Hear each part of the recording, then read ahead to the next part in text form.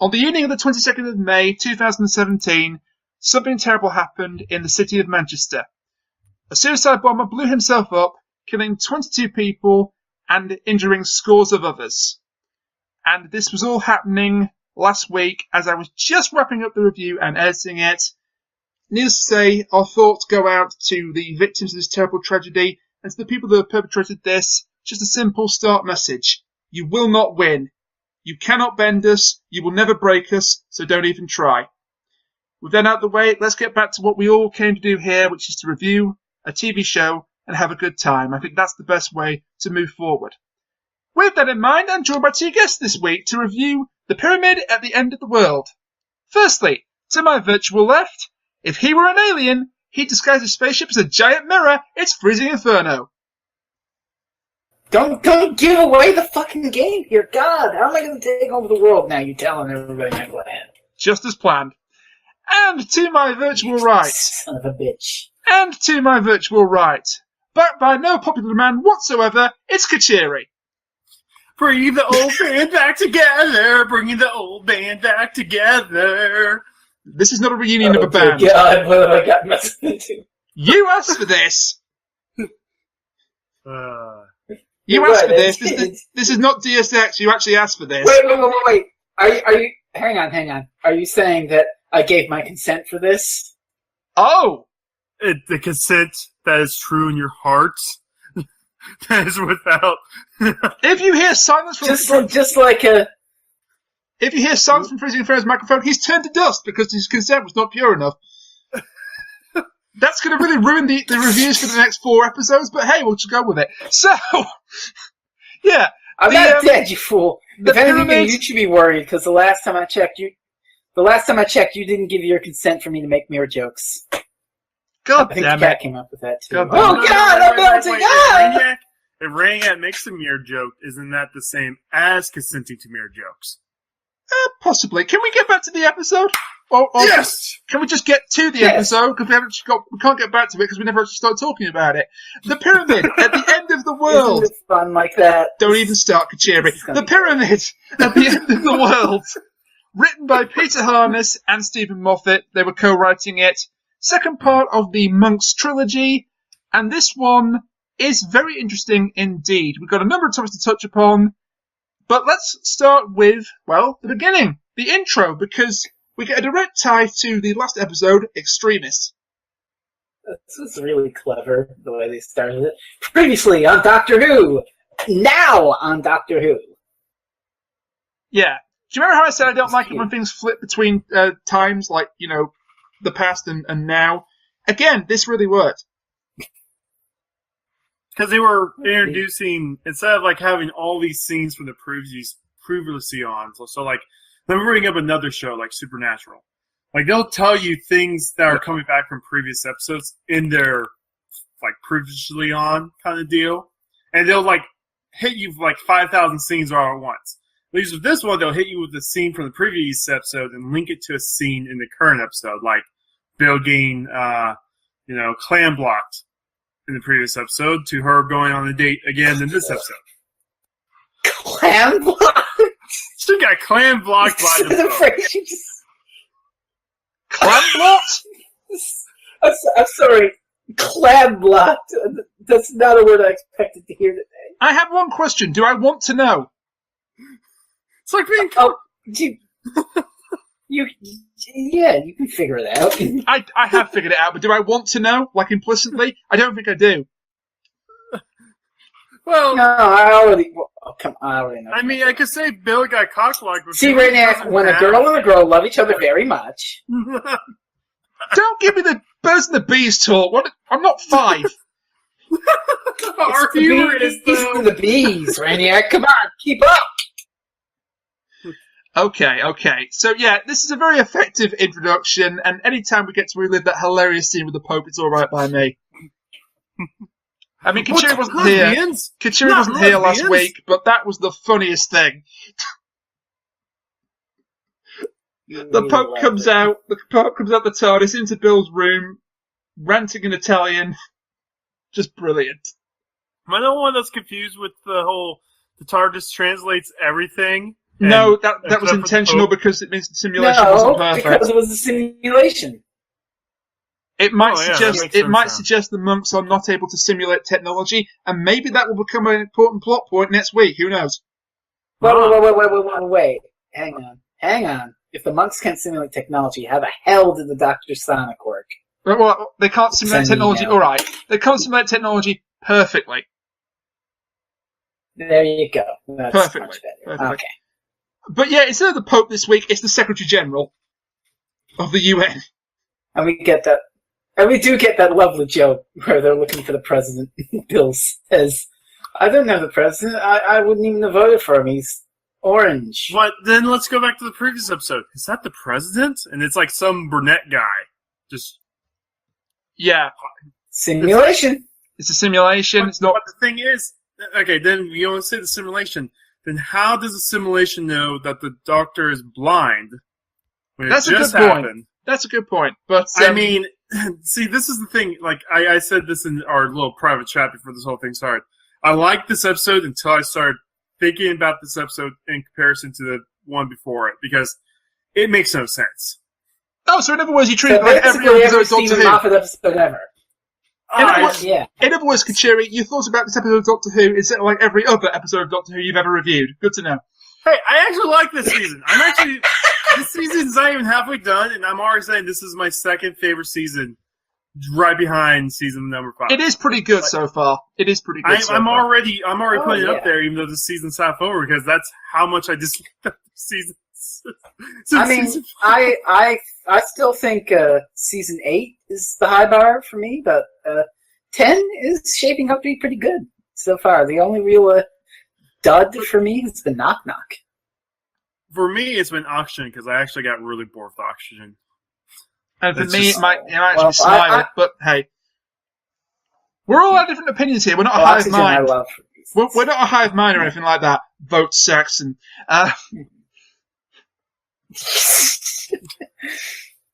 But no, we are all entitled to our own opinions. Vote Saxon.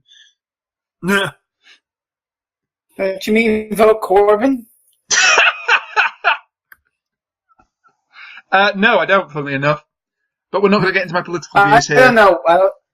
No, we're going to probably talk about more political stuff here soon when we talk about the Doomsday Clock. It's Peter Harness. Yeah. We're not going to be... the Doomsday Clock, that's a real thing, by the way. That is a real thing. Yeah. That was really nicely, effectively realised. And it's a plot point in one of the Dan Brown books.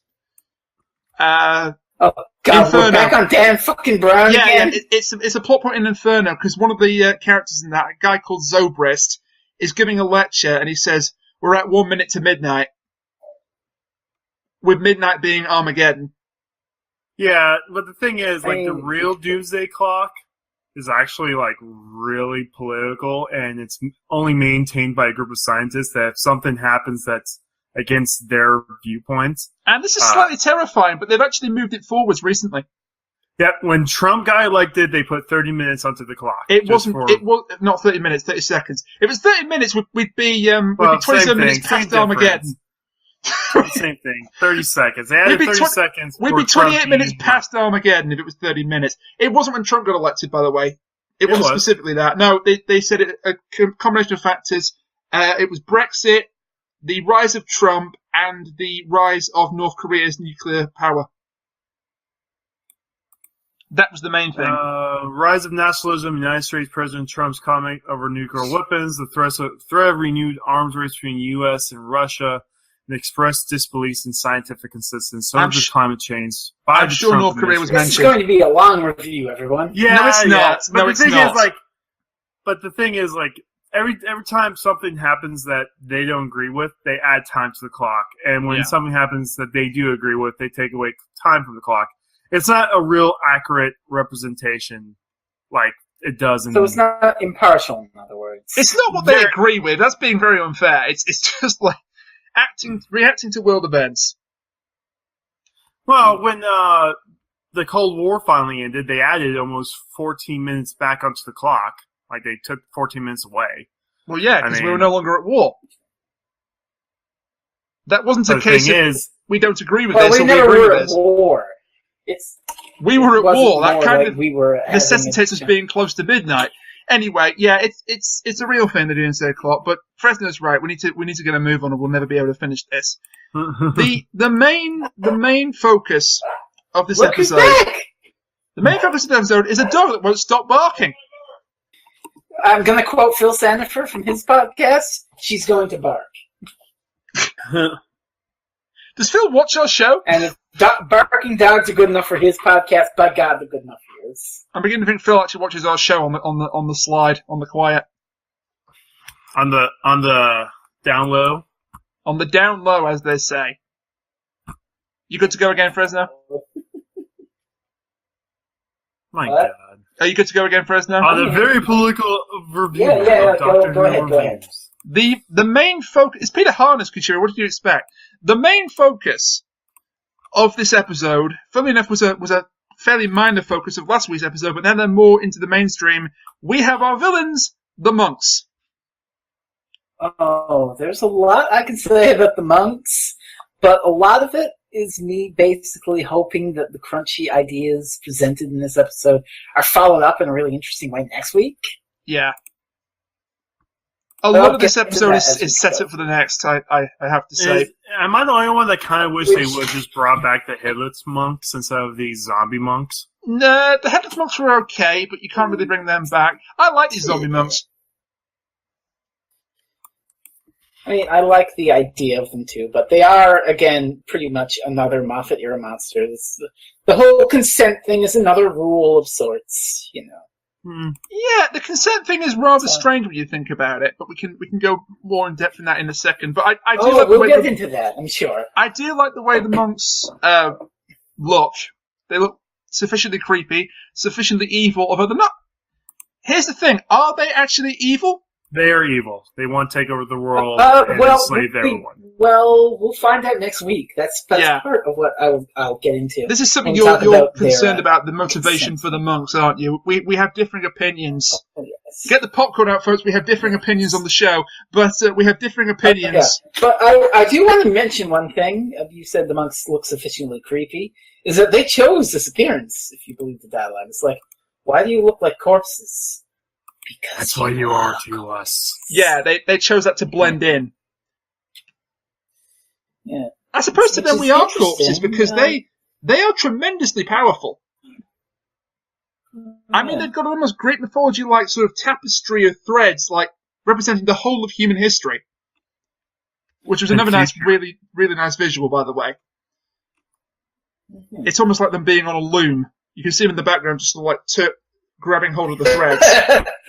Radiac, I know you don't know much about like old Doctor Who history. Oh God, trust me, they're bred out of looms, aren't they? Want to mention Doctor Who? Sorry. The tapestry, not loom. We never said loom. Fake news. We never said loom. The tapestry in the background. That's a really nice sort of thing. There's a lot of really nice little ideas again, like same with Extremis, that Peter Harness brings to life on screen. The pyramid. I love the fact they got a pyramid. I am a sucker for Egyptian mythology, so the fact that they've turned their giant spaceship into a pyramid, yes. It would make more sense. I kind of wish that they had a more Egyptian kind of. I don't know. Like it feels weird because they're still wearing the Catholic robes from the tired Catholic robes from the previous episode. I'm just gonna say, Raniac, if you're into Egyptian stuff, one day I gotta sit you down and watch a little Tom Baker story called Pyramids of Mars. Oh, I've seen it. You've seen it? I've seen it. They showed one story for each Doctor in the run to a Christmas one year, and Pyramids of Mars was their choice for Tom Baker. It's bloody brilliant. Oh! Mm-hmm. Oh, well, I'm glad you agree. Sutek, right? Yeah, Sutek. Yeah. Sutek, yeah. That's right. No, that one's bloody brilliant. How about that shit, everybody? I do one of my classical references, and somehow Reniak actually knows this shit. I do want some of the old ones, but holy Jesus! Wow. Huh. I guess it helps that I'm picking from the most popular era. But we have to mention the elephant in the room. But before we do, I love the visual effect for how the monks kill their victims. Just dust. That's spooky. Yeah, it's almost like they turn them into salt. like a pillar of salt, and then they just crumble to nothing.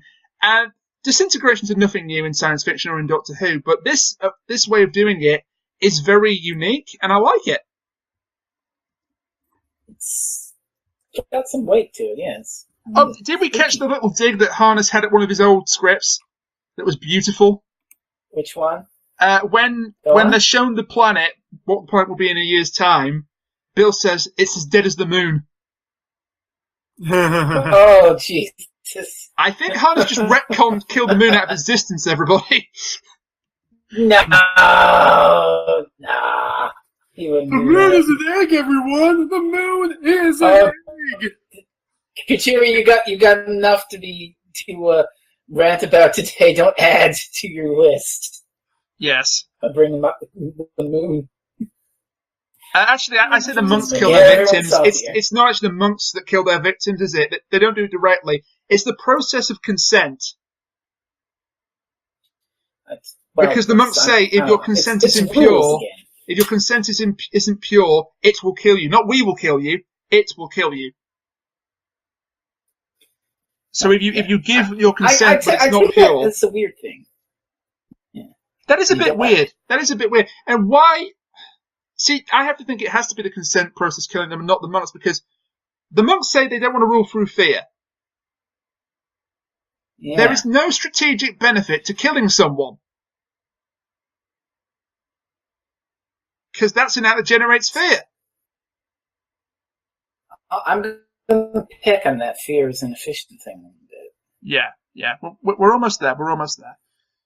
But they brutally murder the Secretary General of the UN, and later on the three military commanders, who were much of a muchness, really.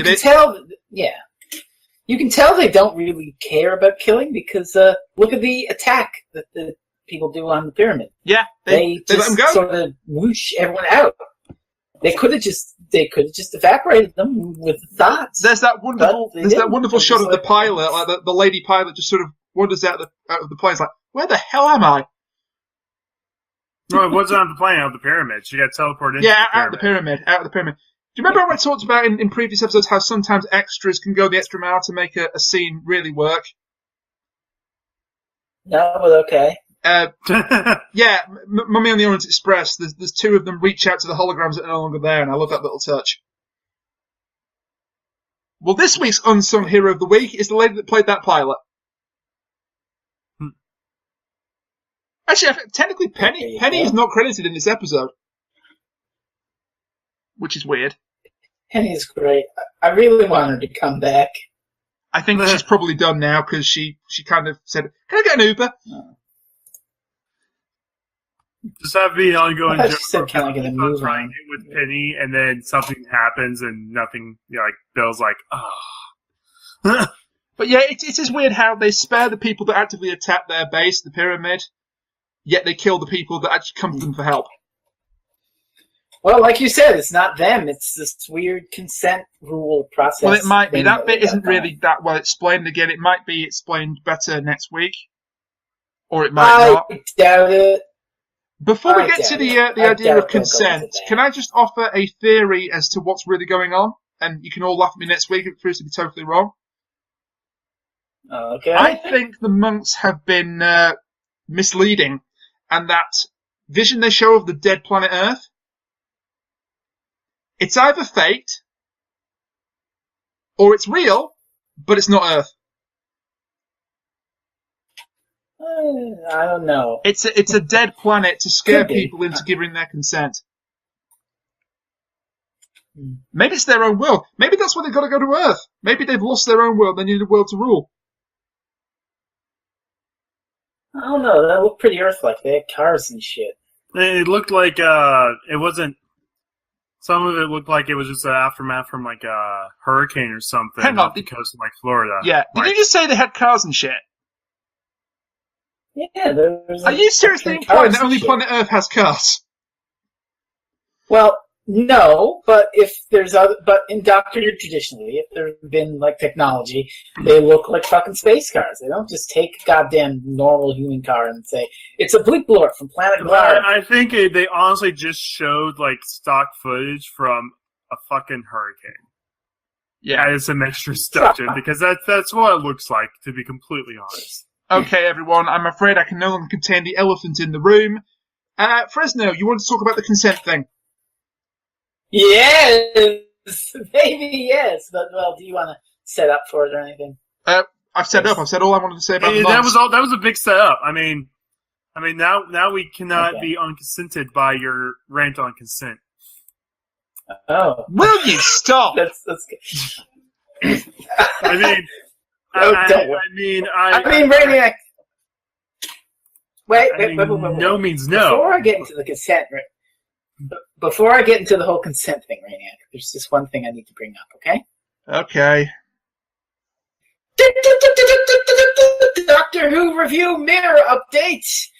The monks are reflected in the security camera screens. Okay, thanks for that. Yes, thank you. You're getting used to this. See, it's good. Don't applaud him, Kuchiri. Okay. Don't applaud him. He's derailing the podcast. He should be applauded for it. Derailing or giving the people what they want? A weekly mirror update. Giving the people what they want. Let's talk. You forgot the first rule of mass media, Fresno. Give the people what they want. You're not going to shove me in front of a drill for making jokes. I'm not. No. But consent, which is really interesting, and I'm just going to poke at my notes really quick. Please do. This is a real interesting thing that we've got going here. So next week, we're not really talking about it until the thing, but this obviously looks like a sort of what Phil Sanford has dubbed a narrative collapse, wherein the ability for Doctor Who to tell its usual story is threatened by major upends in the status quo. Like, a world where the monks' rule is obviously not going to stick around. So by episode 10, that's going to be wiped out somehow, yeah? Yeah. What I am concerned about with Monk's World is the how of it. Like, obviously, it's bad, and we're going to want it to go away because we, the audience, want more Doctor Who in the usual world. Yes? Would you agree with that? I agree with that. Yeah. But what I'm interested in is how this world is presented. Like, the monks keep on saying that consent's important and fear's inefficient and all this shit, so it would be kind of heresy and kind of bad for the story, I think, if they just turned around and ruled it like a fucking 1984 dystopia where all thought crime is punished by taking you off with a bag over your head and throwing you in the dungeon or executing you or whatever. This shitty fascist world bullshit. That would go against the whole idea that the monks have presented to me. But what I really find interesting is the idea of consent, because obviously we had to consent to them helping us in order for them to take control in exchange. But consent's a two-way street if you're talking about like actual, consent in our world. Yeah? Yeah. So, what's stopping Bill from saying no in Lie of the Land? Like, no means no. Or are they just going to be like, no, actually, we're not going to do what you say and keep... At which point they become... No takes backsies. No takes backsies. Well, here's a theory on that. I think what's happened is by her giving her consent... I mean, we can talk about the ending bit, because that was pretty darn good in general, but we'll talk about that in a moment. But you love saying that. But I think what's happened is, by Bill giving her consent at the end, she has established a connection with the monks. Oh, late, they did say that, yeah. And I don't think you can take that back. Well, I mean, the specific metaphor they're using is consent, which, even if you consent to say, well, the nearest analogy is a sexual act, even if you consent to that, no matter what, the idea of proper consent is at any point you can indeed take that shit back and change your mind. I'm going to draw a strange parallel here. I mean, but you can't take it back after it happened, though. That's the thing. That's what a lot... After it happened, what? Yeah. I'm going to draw a strange parallel here, and this might lose you a bit, but try to bear with me. Say you are a journalist, and you interview somebody, and in order to interview somebody, they have to give you permission, they have to give you their consent. But the weird thing is that if they withdraw that permission, you don't have to withdraw the piece. Okay, that's interesting. Once you've filmed it, you've got the rights to that footage, I believe. I mean, you might drop it out of, consideration. As being considerate, but you don't actually have to drop it. And I think it might be the same thing, like, whether or not the monks choose to drop the consent is entirely up to them, and I've got a funny feeling they're not going to do that at all, but, yeah. Well, I don't know. I just feel that would make them kind of hypocrites, considering their entire rules are built on consent. Like, I understand what you're saying, that once it's done, it can't be undone, but to me, the situation doesn't feel like a thing that can't be undone. It feels like a situation that is in constant happening.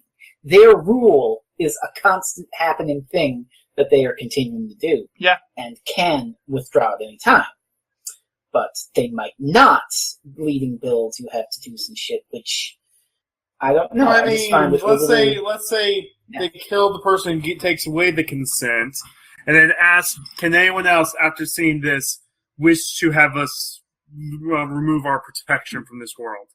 Knowing what we can do to, say, help you, or whatever. I mean, they could still put some sort of another level of fear into this to ensure that everyone else but you can fear is inefficient.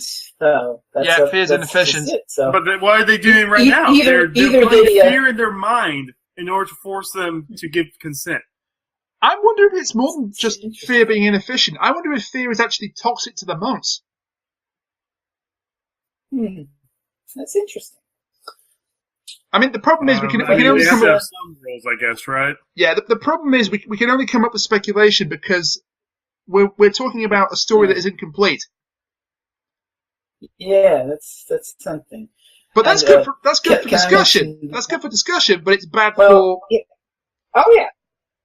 Or it actually feels like we're actually having really good theory crafting about this. This is like, I don't know. This is just. It's not like any other review where we can only theorize and talk about what just happened in the episode we watched. We're not only talking about what happened in the episode we watched. The previous episodes before that, because this is honestly, you could just say this is like next week's is part 4 of this whole mini arc going on, the Doctor being blind / the monks. I think it's part 3 because I think it started with Extremis, but Oxygen is linked in. At the very end of I can see where Kuchiri's coming from. The Doctor puts on the glasses and he gets downloaded. Still blind. Yeah, you're right. You're right. He downloads the video of episode 6. Like, they are linking every single episode together because they want us to have an ongoing conversation. Like, just think, like, I don't know, a decade ago, if we reviewed Lost as it was coming out, this would be the kind of discussion we'd be talking about what's going to happen next week or the week after, because honestly, it's still you see what I'm saying? It still applies to what's going on now. Yeah, it's really good to be able to have a discussion like this, actually, because usually we're talking after the fact about what has already gone. And here we're both talking about what has already gone and what might be in the future, and that's great.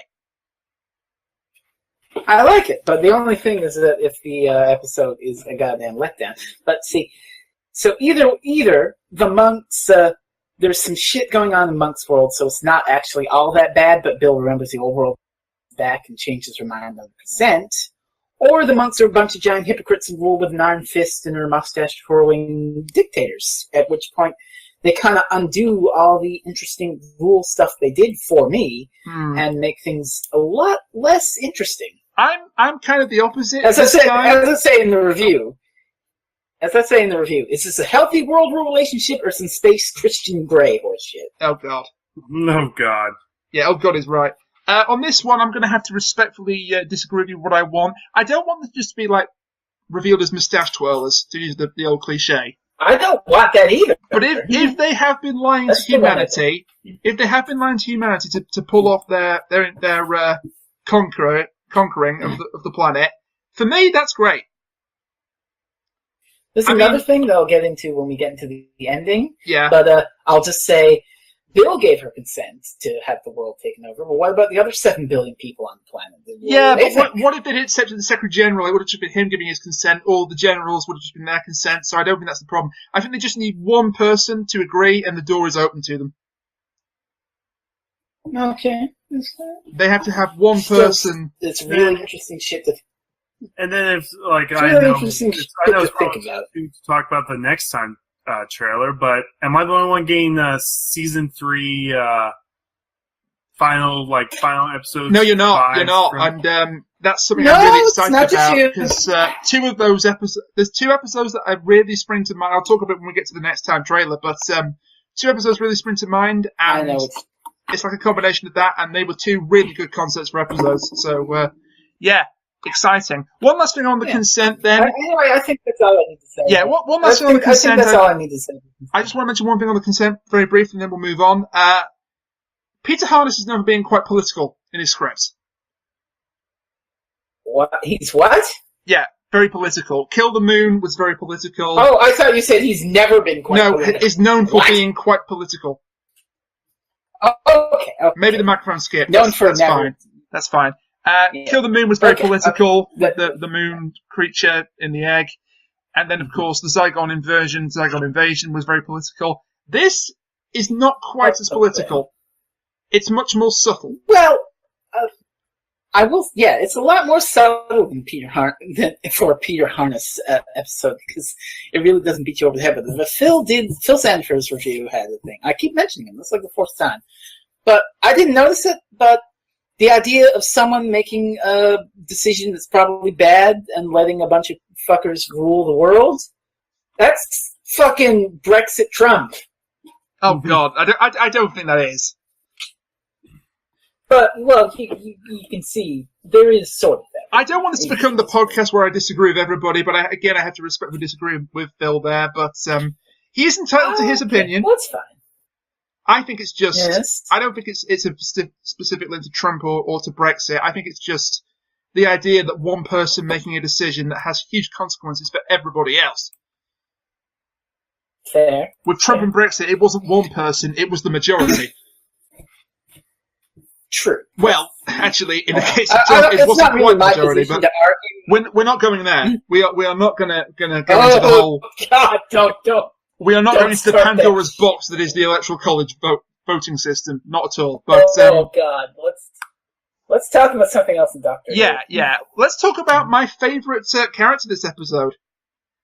You know how I've been saying that Series 10 had no memorable side characters who weren't villains? They've all been sort of bringing up Karen. They've all been sort of like stereotypes or just not that interesting at all. We finally broke the curse. Woo! Take a bow, Erica. I really like this character. Erica's pretty great. I really like this character. As a 6'6" tall person, I have a really hard time not making a short joke on this. Just saying. I don't know which is considered the correct term. I mean, some short people don't mind what you call them. There's a term I'm not going to use. I'm just going to call her either heightily challenged or. Oh God. Well, that is one term for it, but that sounds dumb. So let's go for a small person. Oh God. I called her a little person in my review. Little person, yeah. I don't know if she's. I don't know if. Yeah.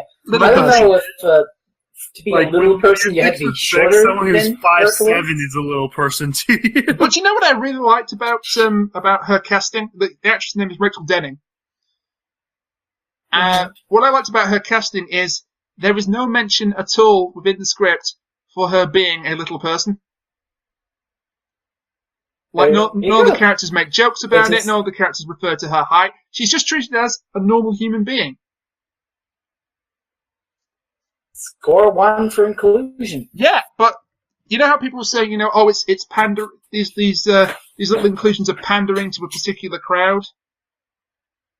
Well, there's no pandering going on here. No, here they did it another way. This particular person. Yeah, and by the way, if you're objecting to a character being a little person, then fuck you. I mean, no. It doesn't matter. She was the best actress, or they thought she was the best actress for the role. It wouldn't surprise me if they didn't specifically cast Rachel Denning because she was tiny. They just cast her because she was the best person for the role. That's what I say. She just happens to be a little person. And she was good. She was good in this episode. She happens to give quite a bit of character to what would otherwise be a rather minor part. Mm-hmm. There is one thing I didn't like about the whole subplot with Agri-Fuel and them nearly dooming the planet. It's the way her glasses get smashed. Hold the door. Why would you put your purse as a doorstop? That seems very convoluted and just thrown in there to give her a reason to not see what her silly colleague is doing. And by the way, her colleague is a complete idiot. I mean, they could have actually addressed her being short. Maybe like someone didn't see her and actually knee her in the face or something. I mean, like she could have just dropped her bag. She could have just dropped her bag. Yeah, I like that better because her getting kneed in the face for being short would kind of. Well, not on purpose, but I mean, it would have been like this person. Well, you understand what I mean. I've just thought the perfect way. Understand, but like, guys, I mean, there's a perfect way they could have done it. As she gets into the car, her boyfriend or husband closes the door too soon, and the glasses get trapped between the door and the car. There you go. And that's not convoluted. Because people have done that. I'm sure people have done that. But it's just a minor gripe. But yeah, she's also joined by a colleague who is a drunk guy. And the drunk guy is a complete idiot. I mean, he dooms the human race by fucking missing the decimal point. Because he's hungover. He can't focus. I have to say, this character you have to suspend disbelief with this character, because some of the things he does are just completely and utterly stupid, and no self-respecting biohazard scientist. The lab in general. Yeah. There's a lot in the lab. No self-respecting biochemical scientist would ever take their hazmat suit helmet off. Not only that, no lab lets you have more than one airlock door open at a time. Yeah.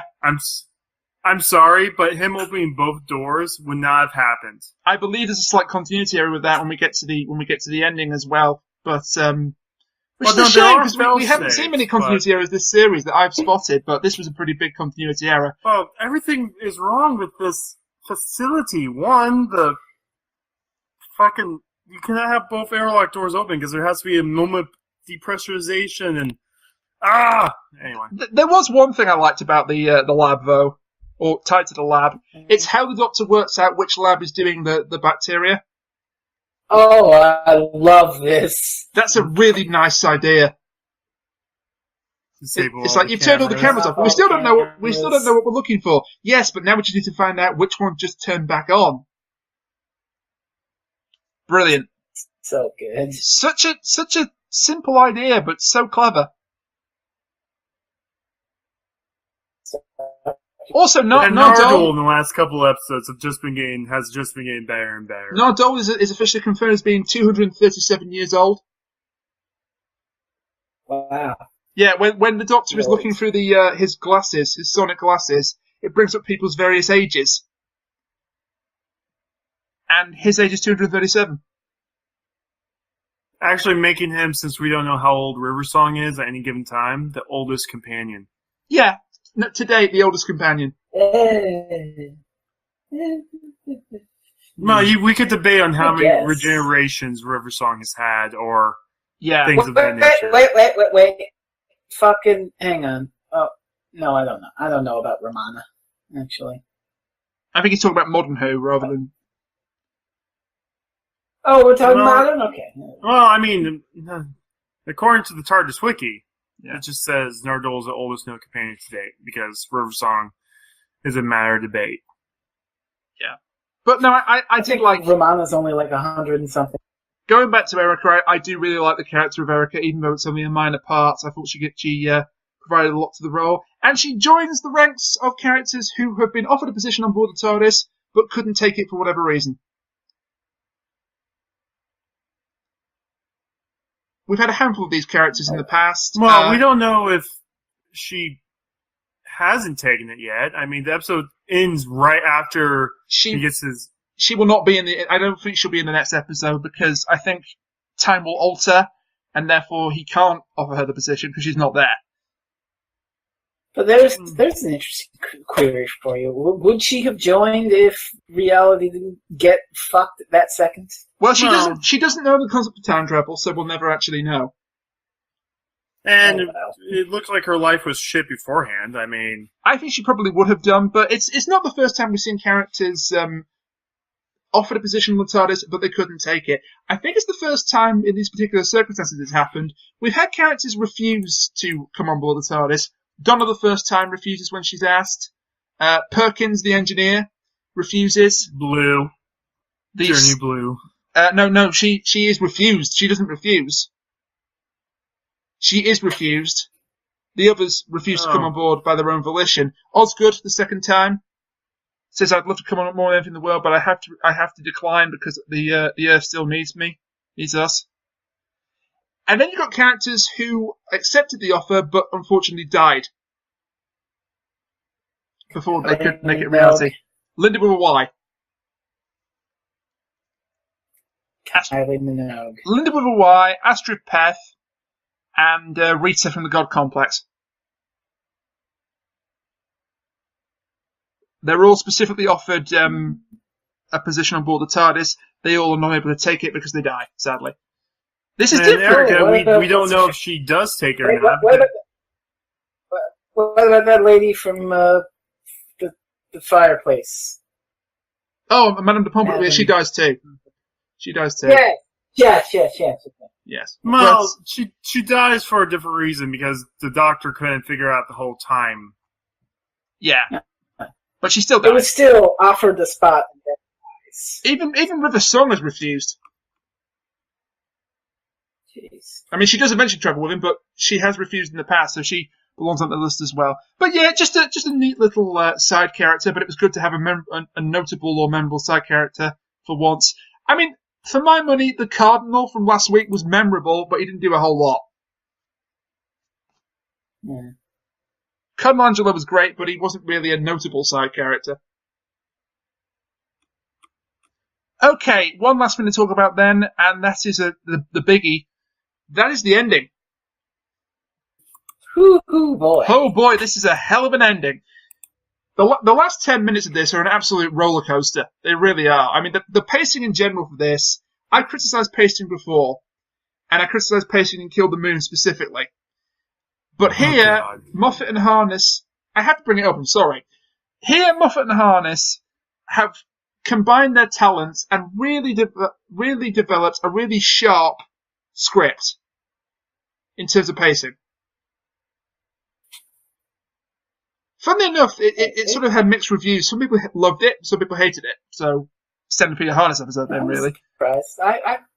I pretty much really enjoyed it, but like I said, my enjoyment of it will either rise or fall depending on the resolution next week. That's like me. I enjoyed this as a follow-up to Extremis, and when you think about all the small, stupid shit. Would you like to elaborate on some of the so-called small, stupid shit, Kuchiri? I mean, he let me rant about consent, so go ahead. Oh, God. I mean, it's like, one, very few people knew about the doctor being blind. How did the monks know he was blind? I don't know. I'm so flabbergasted with this whole thing. Like, fair enough. The fucking idiots. I mean, they should all know that you need to trust the doctor. You're gonna have to be very specific when you say fucking idiots. I mean, that covers a lot of ground. The three generals.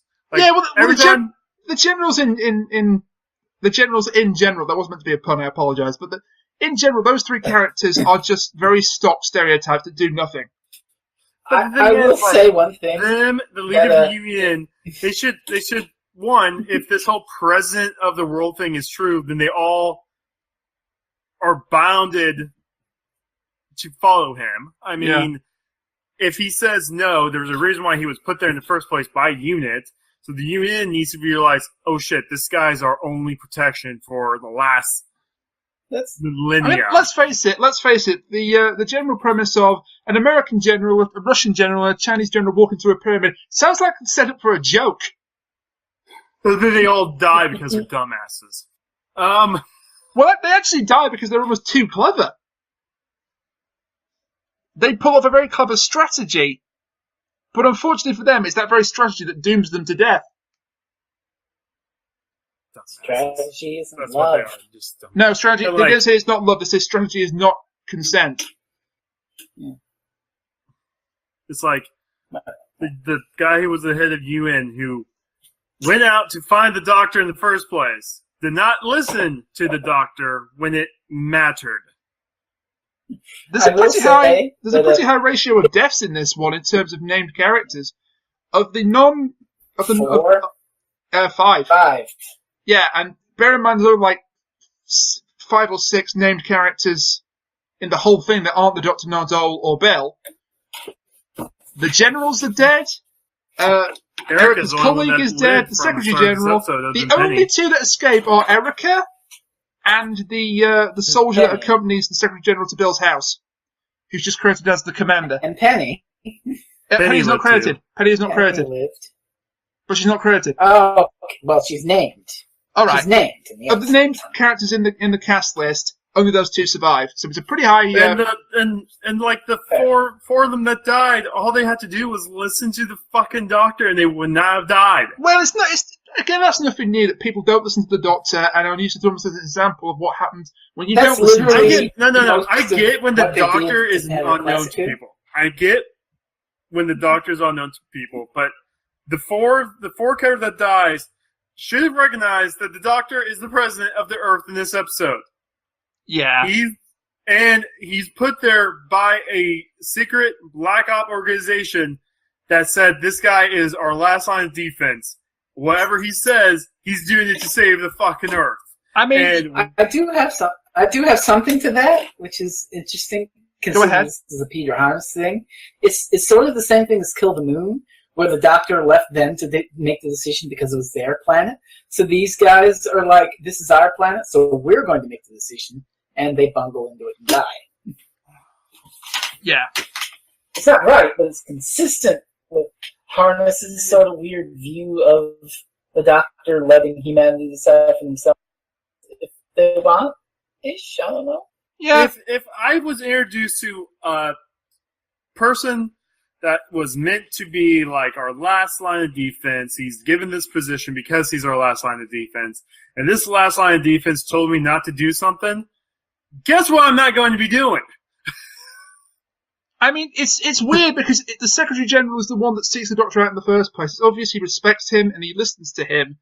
And then in the pyramid, he doesn't listen to him, and that's why he dies. But you could argue it's because it's his fear dictating his actions. But then the 3 other characters, one, where was a U.S. general in with the first? By the way, it's a colonel, but he's wearing the insignia of a 4-star general. By the way, yeah, good spot. Fact. Good spot. But where was he during the initial briefing of the pyramid?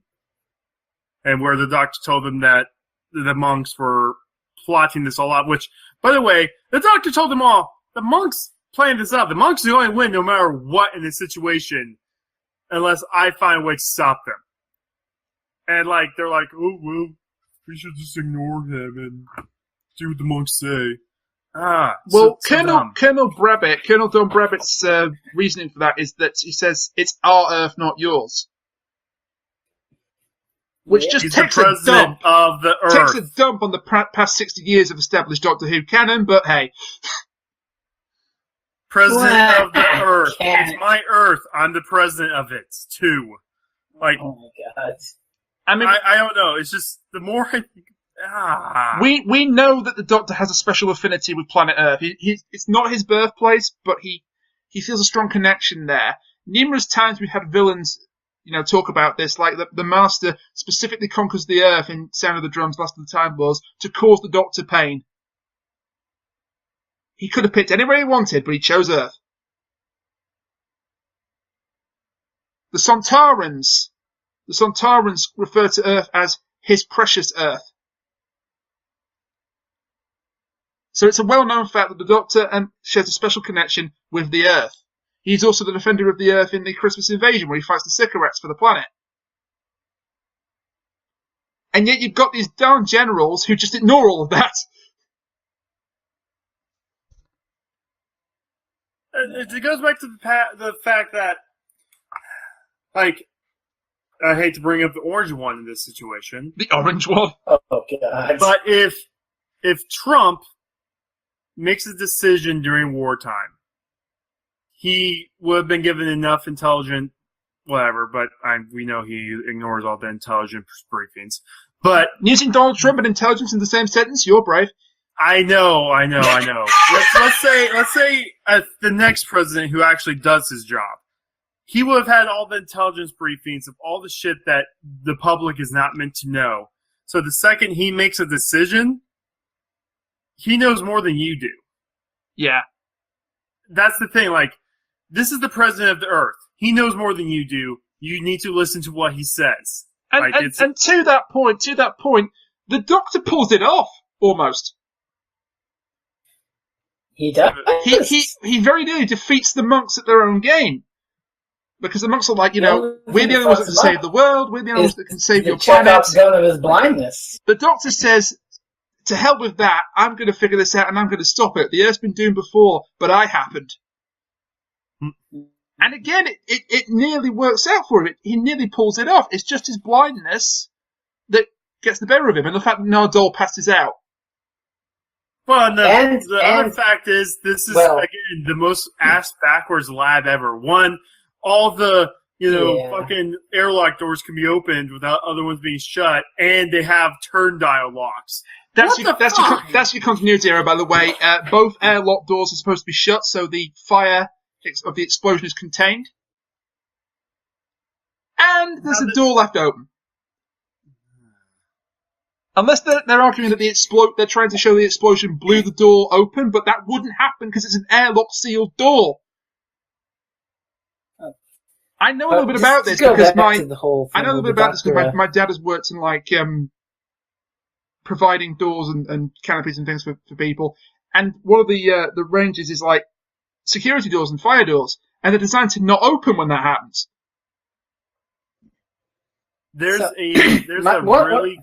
Oh, sorry. Go ahead. Yeah. The thing about the Doctor not being able to open the door at the end is that him being blind and lying about it actually does screw him over. I did see this post somewhere that if he had told Bill that he was blind, then Bill could have started something reasonable like, well, hold your phone to the door and scream it to me or something so I can tell you what to do, instead of being dumbfounded at the fact that he lied. Yeah, but how the hell would he be hang on. How would he be able to use a phone and the internet in a sealed lab? Well, he's already calling her, so fucking... Well, he also has a sonic screwdriver. Gotta remember, he also has a super boost. Yeah, you're right. Okay, that's a bit of a plot hole. Yeah. He's got a sonic screwdriver. He could do it. There was another slight plot hole. Let's go back to the archaic turn dial. No. You don't have turn dial locks. Well, sometimes you do, but you know what was missing from that lock that it should have had by all rights? Braille studs. This is another thing that was brought up too. What if there was someone blind working in the be able to work? But there's a really good mystery book. It has a very slow start, but it's called Plum Island. Okay, I've never heard of it, but sounds good. And let me pull up my ebook thing real fast to tell you who it's by. It is by Nelson D. Mill. Okay.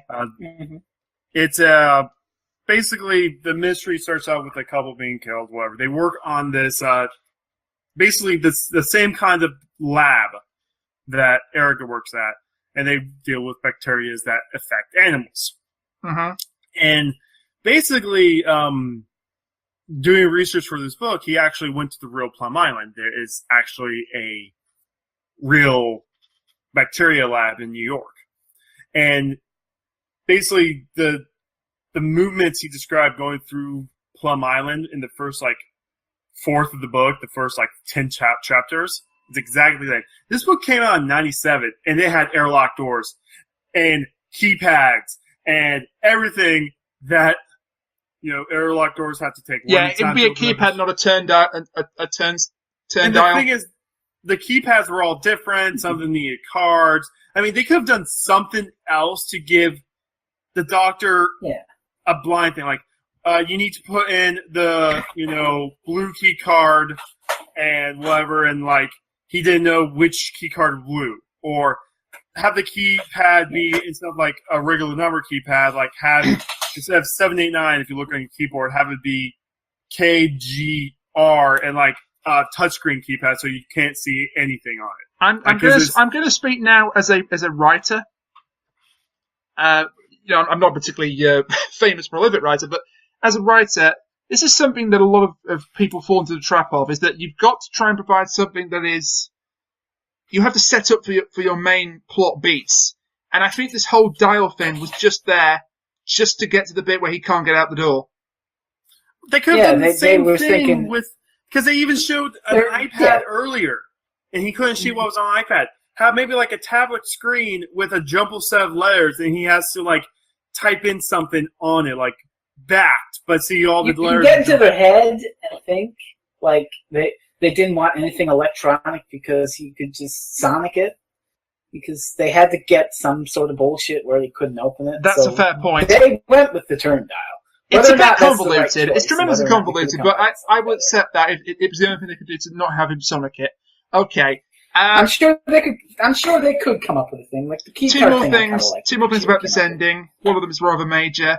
Am I reading too much into this? Going back to the politics being a bit more subtle, but this whole thing about love is consent. We need consent. Is that taking a subtle dig at the idea that in order to have an intimate relationship with someone, take it to the next level, you have to have consent? Yes. Maybe there's something going on there, maybe. Yeah. And the other thing is Bill. Oh, sweet baby Jesus, Bill. Okay. One, how did she not realize that he was still blind? How did she not realize while Nardole was speaking to his button that he was still blind? Because she's not very quick on the uptake. She's not stupid, but she doesn't grasp things that quickly. She's a bit slow. I was looking for a word. Like Bill in this one. I've been looking for a word to describe Bill, an adjective to describe Bill, for a few weeks now, and I've never actually been able to put my finger on it. I've got it now. It's unimaginative. Oh my gosh. No, she is. She's quite unimaginative. She has an imagination because she sort of talks about things like concepts in space, but in terms of being able to come up with scenarios in her head, she can't do it. She can't imagine it. She's unimaginative in that regard. But what she is, in this episode is a gigantic dumbass. Oh. No, I'm sorry. You don't get to You don't get to awe her in this. No, I can. You let me state my case. I can. Okay, you state your case, and I'll say why you're wrong. Well, that's a real spirited debate you got there.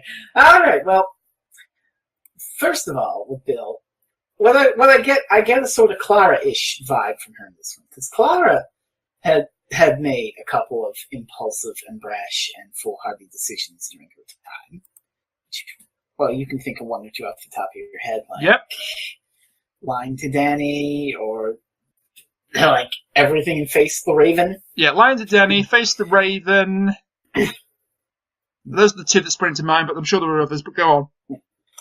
So this is kind of like that. This is a companion doing something not morally sound, but thinking that it's a greater good.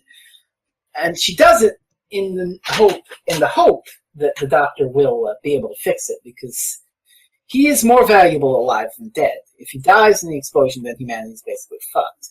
But if he lives, he can sort out whatever the hell the monks do to the planet. I think that might be what's going through her head right now, but, well, That's what's going through my head. What's going through her is probably just impulse. Save the doctor, please. That is a very good argument. That is a very good argument. I do like. There's one other interesting little reading I can take to it, which is kind of neat. Is that it's Peter Harness redoing the whole thing with Bonnie from Zygon Inversion. Oh yes, because you think about it, she is making a decision for the rest of her species that will have extreme ramifications. Oh my god, that's brilliant. It is more of a desperate sort of thing to save the doctor rather than literal radical revolution. But it is the same sort of thing, but it's played in a more sympathetic light because we like Bill, so we're more inclined to sympathize with her decision rather than go with Bonnie and say, "Oh, well, she's just a fucking terrorist. Her cares. Both boxes are empty." Yeah, also Bonnie's presented as an antagonist, like Bill's a protagonist, but yeah. Exactly, but even an antagonist you can sympathize with in places. Yeah. But this does make it a little more sympathetic in that light.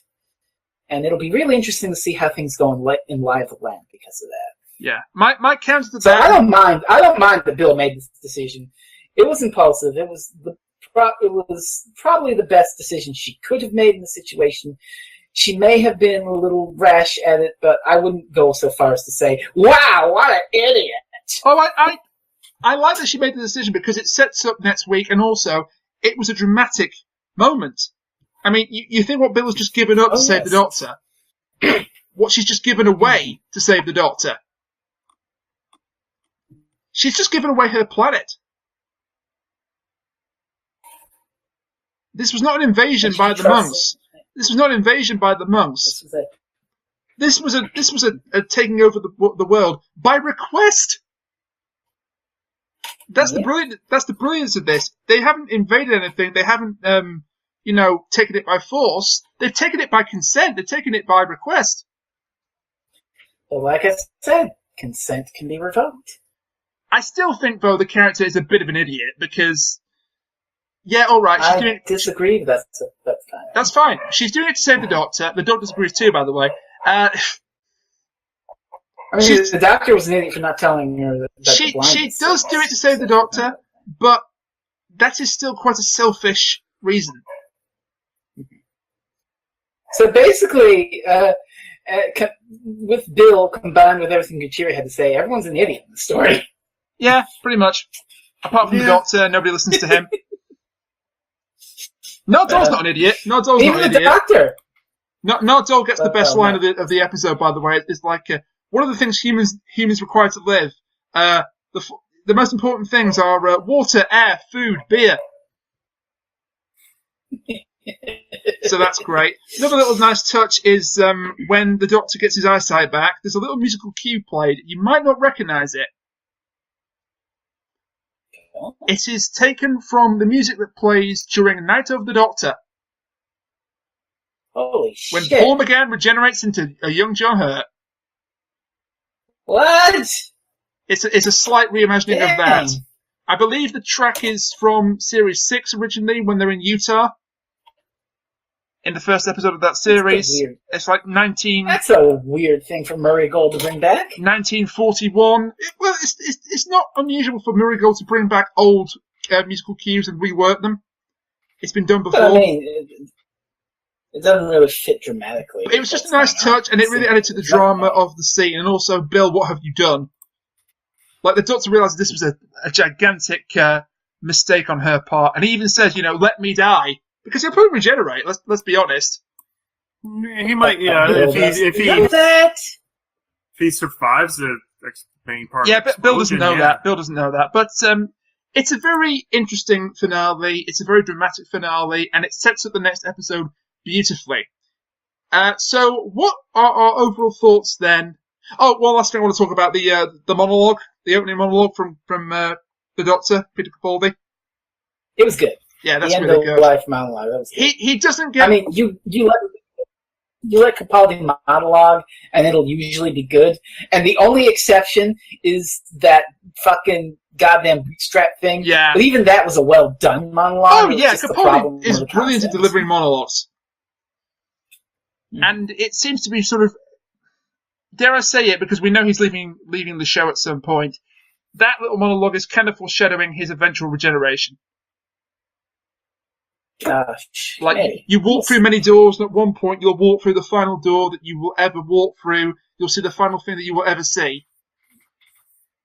I wonder if he knows. Maybe he does, because we know the Doctor doesn't have an infinite lifespan for each of his regenerations. Yeah, the 11th Doctor would like to talk to you about that on a few occasions. Yes, but he knows that at some point he's going to get so old and then die. So let's wrap this up then. Our overall thoughts on the pyramid at the end of the world. Kuchiri, you've not been here for a while. What are your overall thoughts on this episode? I liked it the first viewing, but like the more I think about it, the more I get angry by it. Okay. That's it. I mean, honestly, again, as was Freza says, we need to see the whole story before, like, we can actually have a really good, accurate, like, opinion of it. Yeah, this is the proper multi-partis, isn't it? I mean, it can change depending on what comes next. As a standalone episode, none of it makes sense. It's annoying. It's bland. If it was a standalone episode, but again, gotta wait till the next week or the week after to figure out the whole story. Okay, that's fair enough, and I think that's being very fair to the episode. Fresno, your thoughts on the pyramid at the end of the world? I liked it a little more than Kuchiri did. I'm not as concerned with the fact that parts of it don't make sense, because, well, that's just how I consume my Doctor Who. But it does have a lot of interesting ideas. Most of them involve the whole consent thing that could be followed up next week, which I'm hoping they do in a way that I find personally interesting and don't really undermine the idea of the monk for me. But as it stands, as a standalone, it has some interesting ideas, but it doesn't really do too much beyond that as of this point. Now, in a rewatch of the series, you can say, oh, it's that really great lead-in to this really great episode, or, oh, it's a great lead-in to a piece of shit, because we don't know how the next one's going to be. But as it stands right now, it's kind of mid-tier Series 10. Like, it's not as big of a standout as Thin Ice or Oxygen for me, but it's not as unfortunate, like, in its mediocrity as something like Smile or Knock Knock. Okay, so like not great, but not terrible. Not excellent, but not terrible. Middle of the road. Middle of the road. Middle of the road. Okay. And I've got similar thoughts about this episode. I won't say the full title again because that's a mouthful.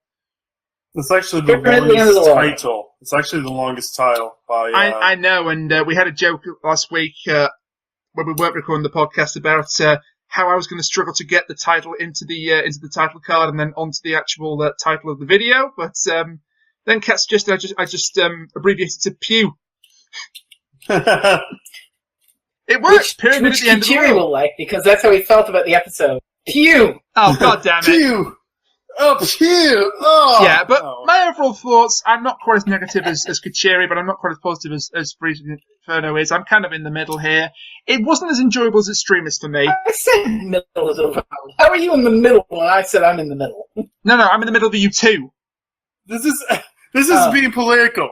I'm not as far left as that person is. I'm the centrist here. I am the centrist here, so that kind of fits the... yeah, you are the centrist here. Oh, yes, I forgot. That means I'm automatically responsible for everything going wrong. Yes, no, trust me. I voted for Johnson. I still get blamed for Trump. I get blamed for Trump every day for voting for Johnson. Thank you for that, by the way. It's like I get blamed. I'm to blame for everything. Yes, you are. No, you are the reason the world is terrible right now. Me and someone else. There's this guy on Twitter that will attack me and another Twitter person because we both voted for Johnson. And he's like a diehard Clinton fan. And he just goes, it's your fault that this is happening. It's like... But yeah, as I say, back to my overall thoughts, because we're dragging this out way too long. For me, Extremis is right at the top of Series 10, as it stands. Pyramid, 4th or 5th. There were some good concepts here, not quite as many as Extremis, not quite as interesting as Extremis. But I do like that Peter Harness has been a lot subtler with his real-world politique this time around. I think that's a good call. It doesn't drag the script down. I really like the idea of the monks. I think they're intriguing adversaries, but we still don't know everything about them, and maybe next week will ruin it all. But we do have one hell of a setup for next week, so please, impassioned pleader Toby Whithouse, don't screw this up! God, I just gotta say, I wrote my big article about the episode, and I was like, okay, so that's an interesting concept, but it could screw it up. It seems like a lot like Under the Lake Before the Flood, where I'm sitting here thinking, oh God, please don't screw it up after that shit. But I'm confident, and then I write that, I post it, and then I learn Toby fucking Whitehouse is writing the next episode, and like half of my goodwill dropped because I'm like, oh, he has written good stories in Doctor Who before. He has written Before the Flood, and that's terrible, but he's also written The God Complex. God Complex is good. That's really potential. Good. He's written A Town Called Mercy. But right now... He's written A Town Called Mercy, which was pretty good. He's written one of my most I believe to be one of the more underrated episodes of the modern era, The Vampires of Venice. Vampires of Venice is fun. I do not understand why that gets the hate it does. But anyway, yeah. I'll reiterate. In my top 20 Doctor Who episode list, the entirety of Season 5 is in there. So yeah. I'm with you with... It's not bad at all. It's just...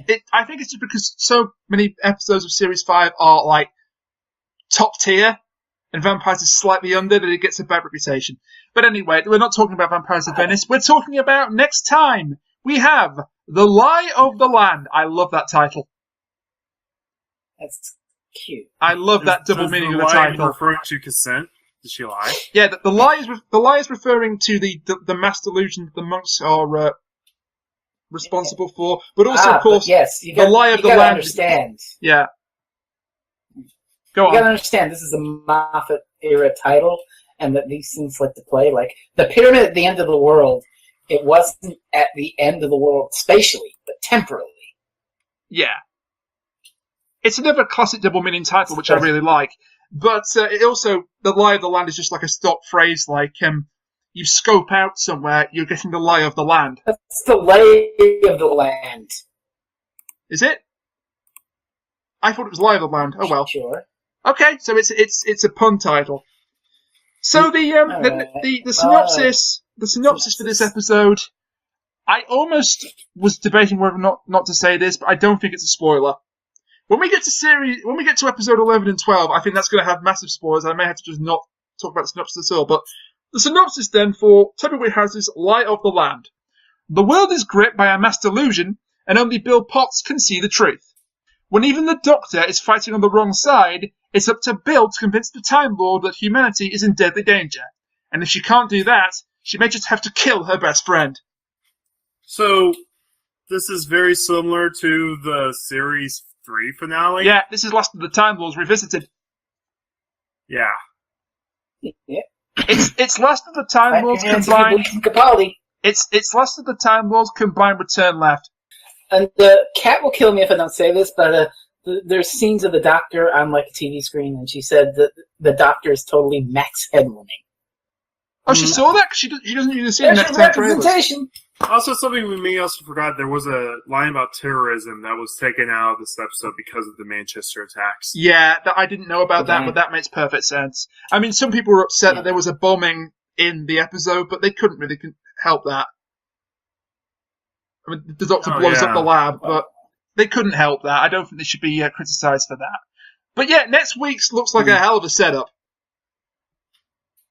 Oh my god. I mean, I'm hoping that Toby Whitehouse doesn't heck it all up and ruin all this interesting... Well, I'm going back to obscurity now. I'll see you guys sometime.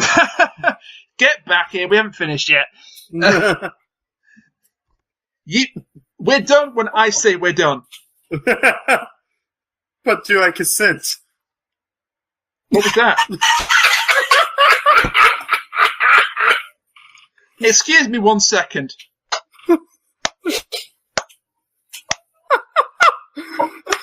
That was beautifully done. Well done, Kuchiri. I get the feeling you didn't applaud my mirror consent. Yeah, because it was a mirror thing, and to hell with that. But I get the feeling you were sitting on that for a long time. I think you were sitting on that for a long time. But yeah, you see, with me, this episode ticks all the boxes because it's a dystopian reality.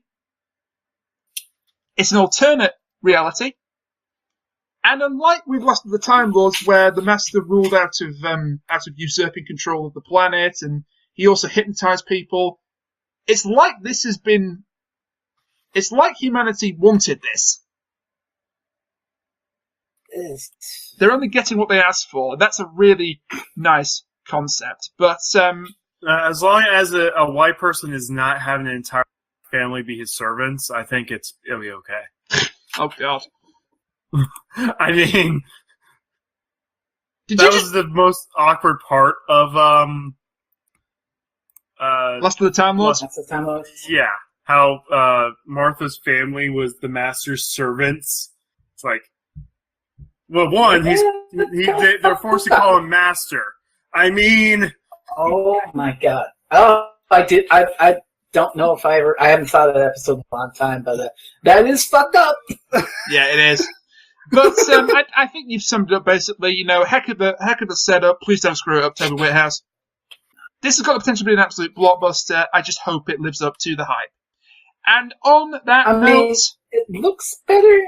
It looks better than Before the Flood. Like a lot of the things in Before the Flood that I wanted were sort of not really things that the episode did, and also it talked down to you. Yeah. So as long as it doesn't do either of those things, I should be okay with the ideas in here. I'm choosing to give Whithouse the benefit of the doubt because he has written good stories in the past.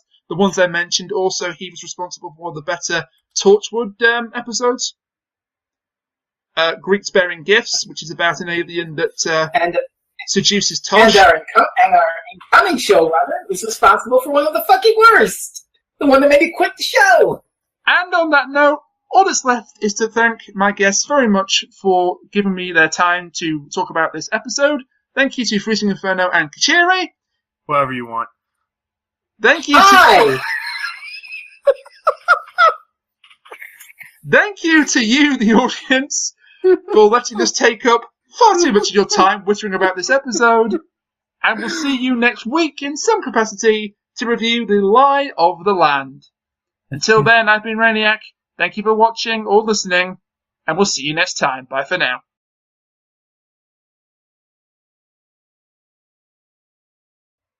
3, 2, 1, go. So how soon until I derail this? 1 second. 1 second. I'll What? A new record. Oh God! Note to self: allow extra time for Kuchiri to fuck things up. Right. We'll try this again.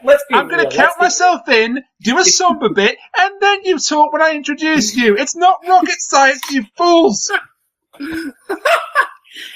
I was going to do a thing, but after you said the Manchester thing, I was like, yeah. It's going to be a serious bit. I was debating with myself. It's a serious bit, and then we can do the goofs. Because how long... we don't know when the next time I could be in one, so I had to at least... You can do goofs, just wait till I've done the somber bit. And on that note, all that remains for me to thank my two guests. Thanks very much to Kuchiri. Hi. That would have been a better introduction, but whatever.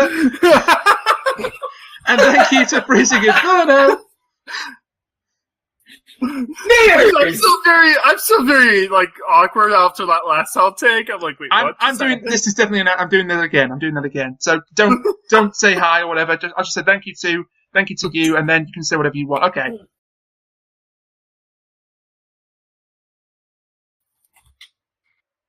Oh, I think he's back. Don't know. No, he's not. It's just a microphone. I did fart. You might have heard my fart. Did I really need to know that? I mean, on the one hand, you're being honest, but on the other hand, did I really need to know that? I could have happily gone through the rest of my life not knowing that, but thank you. It's now revealed that we're now at night with all that gas I just put into the Oh, God. Kuchiri, I'm happy you're still able to do your job after all these years. What your job is, the less said about that, the better.